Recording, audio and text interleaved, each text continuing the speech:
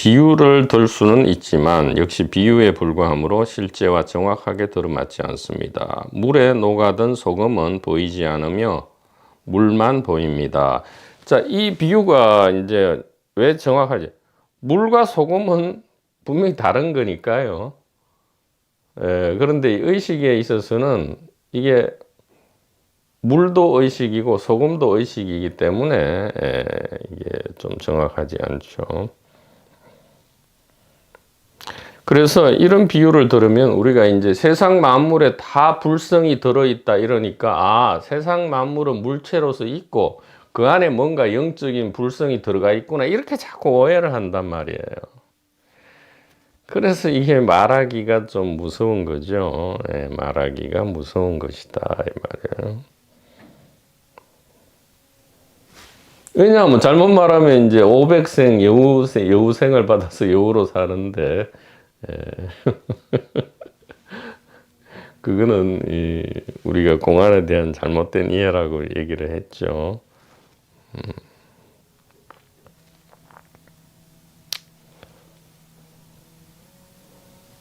잘못 얘기하면 무섭지만 잘못 얘기해서 무서운 것 그건 역시 이 의식이다 그런 얘기죠.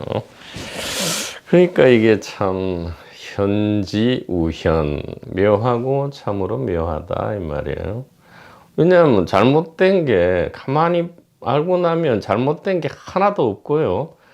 그렇다면 팔만대장 그래서 부처님께서 나는 한마디도 한 것이 없다. 즉 진지하게 내가 말한 것을 진지하게 진짜 글자 그대로 얘기한 것은 단 한마디도 없다. 이렇게 얘기할 수밖에 없으셨던 거죠.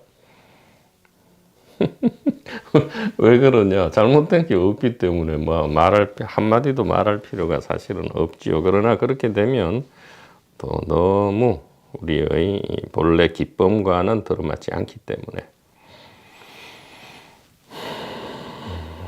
금으로 만든 거북이와 돼지는 모두 금일 뿐 다른 것이 아닙니다. 그러니까 오히려 이게 물에 녹은 소금보다는 이 금거북이, 금돼지 이게 더 나을 것 같아요.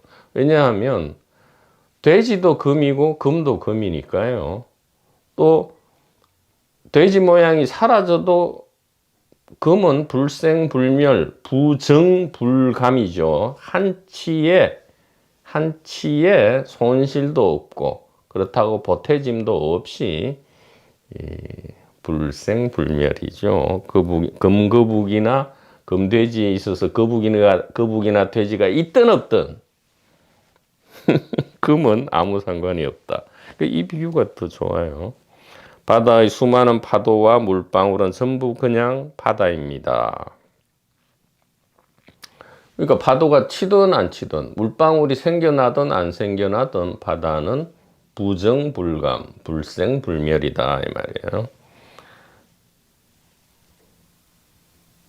비유로서는 이게 바다도 없어지잖아요. 그러니까 비유가 좀 100%는 아니죠. 금도 마찬가지죠. 그러나 의식은 이제 정확하게 말하면 의식이다. 그러니까 의식도 하나의 이름이죠. 의식입니다. 이름입니다. 다채로운 무지개 색깔은 모두 색깔 없는 햇빛입니다. 물결은 단지 물입니다. 그럼 컵은 무엇입니까? 우리의 올해부터 우리의 마음과 귀가 열리기를 기다리고 있었던 참으로 절친이었다 이 말이에요. 참으로 친한 친구였다 이 말이죠. 컵인 줄로만 알았었는데 학이자성 어찌 상상이나 했으리요.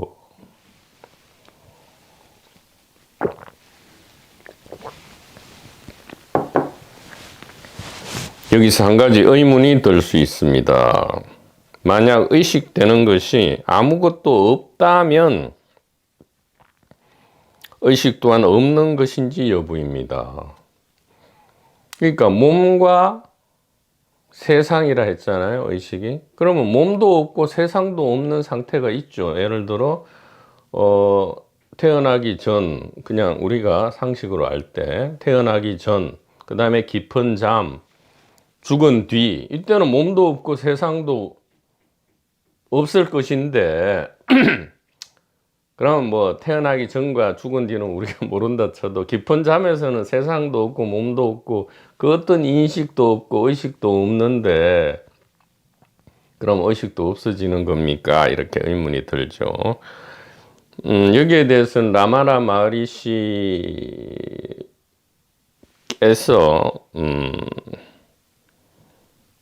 라마나 마하리시 개인을 이야기하는 게 아닙니다. 라마나 마하리시 성각, 의식께서 이야기하기를 분명하게 이야기를 했었죠.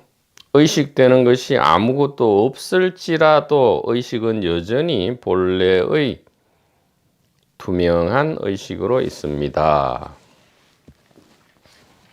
왜냐하면 의식되는 것, 즉 세상 만물 역시 투명한 의식의 변형이기 때문입니다. 그렇죠. 금덩어리에서 모양이 나온 것, 표상이죠. 의지에서 표상이 나오듯이 금덩어리에서 모양이 나오고요. 잔잔한 바다에서 파도와 물보라가 나오는 거죠. 그러나 바다와 금은 하등 달라지는 것이 없고요. 사라지지도 않고 생겨나지도 않는다. 본래 그대로다 이 말이에요.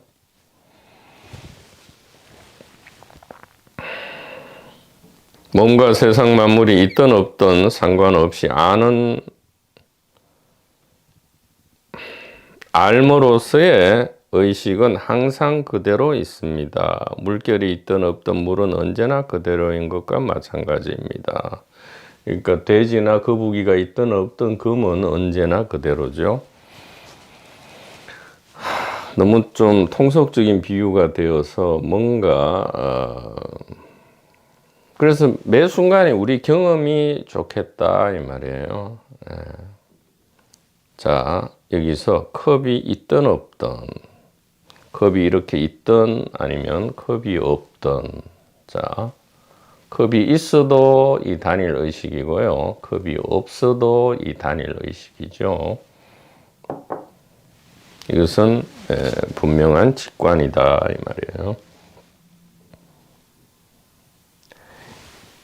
이해와 확신이 있다면 이것은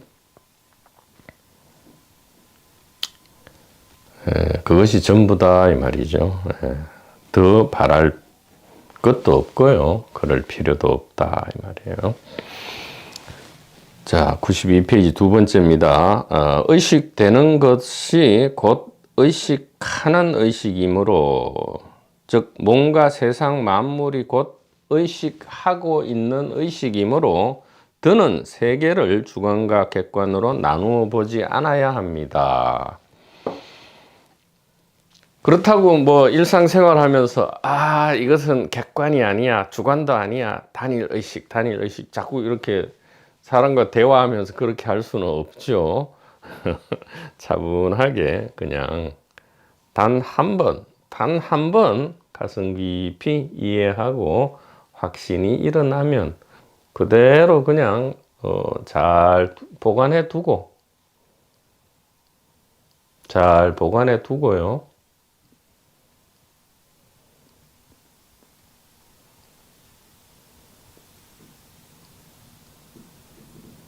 그죠? 일상에서는 또 꿈에서는 마치 주관과 객관이 있는 듯이 그렇게 연극을 펼쳐 나가면 되는 거죠. 이것이 잘 수지 보호하는 거죠. 나누어 보지 않아야 합니다. 세계를 아는 자는 세계와 별도로 있지 않으며 세계와 한 몸으로 있습니다.